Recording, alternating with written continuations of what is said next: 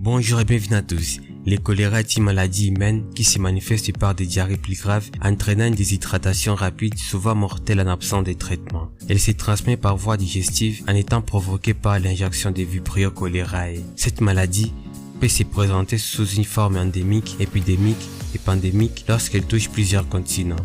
Aujourd'hui, nous allons parler du choléra, une maladie mortelle lorsqu'on ne fait absolument rien pour la soigner. J'espère que celle-ci vous plaira. N'hésitez pas à liker la vidéo, de vous abonner à la chaîne et d'activer la notification pour ne plus manquer aucune de mes vidéos.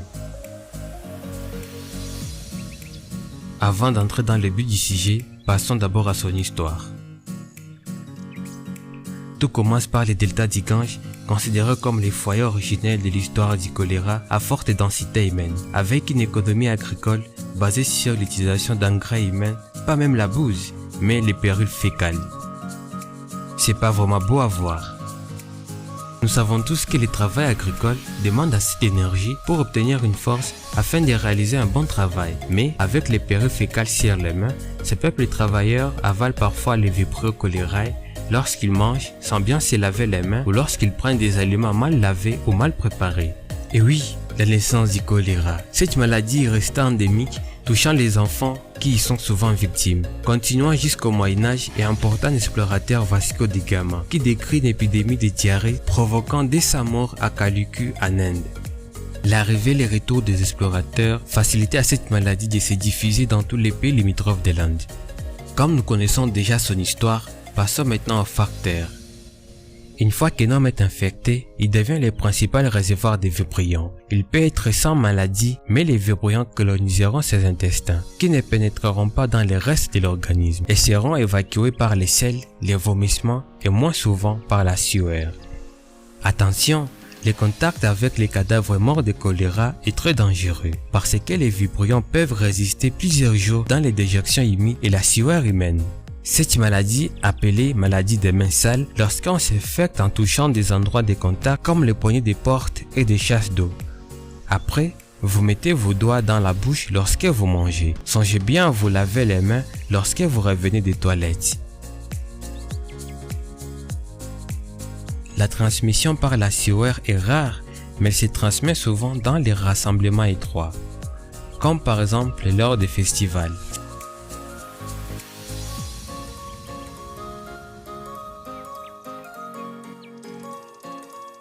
Songez bien à vous laver lorsque vous y revenez.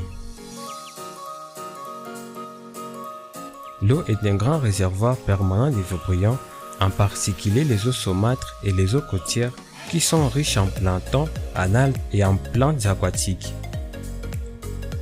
Endroit où les vibrions pourraient se multiplier sans problème selon la pluviométrie. Les rivières peuvent être contaminées quand elles servent de tout à l'égout, de même les zones côtières dépourvues des stations d'épuration des eaux usées. Elles peuvent être contaminées quand elles sont utilisées comme eau d'arrosage pour cultures maraîchères dont nous avons les fruits et les légumes. De même pour l'eau contaminée utilisée en bloc de glace ou en glaçons pour rafraîchir les boissons.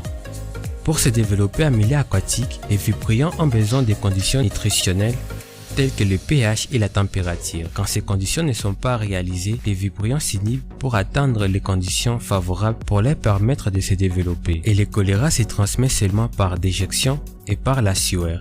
Et aussi, il faut faire attention lorsque vous buvez l'eau provenant d'une zone sèche ou aride parce que le choléra peut y survenir.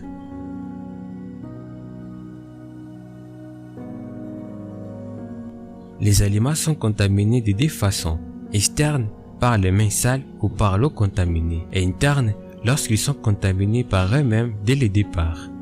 Les aliments mangés crus ou insuffisamment cuits sont vraiment dangereux. Les vibrions se détruisent à 70 degrés Celsius, mais ils peuvent survivre dans la chair des crabes cuits à la vapeur pendant 25 minutes ou bouillis pendant 8 minutes. Les risques alimentaires peuvent varier selon le nombre de facteurs comme la dose infectante, la température, l'acidité ou la teneur en eau de l'aliment. Attention avec les mouches, les blattes et les cafards peuvent jouer un grand rôle de contamination des aliments, mais uniquement par transport passif à courte distance. Pour sa période d'incubation, elle est courte entre 12 heures et 5 jours. après l'injection d'aliments ou d'eau contaminée. Bien que la plupart des personnes infectées ne manifestent pas de symptômes, mais on retrouve quelques signes de maladie chez 25% des patients touchés, comme la diarrhée liquide évacuant plusieurs litres par jour, des vomissements, un sentiment d'angoisse, une fatigue importante, une soif intense, des crampes musculaires traduisant à la déshydratation massive. Une hypothermie arrive par une baisse de température et la mort peut survenir au bout de 1 à 3 jours en l'absence de traitement. Pour les traitements, la réhydratation par voie intraveineuse est utilisée afin de compenser les pertes digestives d'eau et l'électrolyte perdu. Dans les cas graves, les antibiotiques sont donnés en cure de 3 jours comme les tétracyclines et la bactrim forte. Un bon moyen pour sauver les patients, c'est de l'amener à l'hôpital pour les soins. Boire uniquement de l'eau bouillie ou de l'eau embouteillée. De se laver les mains lorsque vous revenez de la toilette. Évitez de manger des fruits de mer, légumes et fruits crus. Ne vous en faites pas parce que cette maladie se développe dans les milieux où les règles élémentaires d'hygiène ne sont pas bien respectées. Mais cela ne tient parce que vous devez prendre aussi des précautions pour éviter cette maladie. C'était le choléra, une maladie qui entraîne la déshydratation. Si cette vidéo vous a plu, n'hésitez pas à la liker, de vous abonner et d'activer la notification pour ne plus manquer aucune de mes vidéos. Merci beaucoup et à bientôt.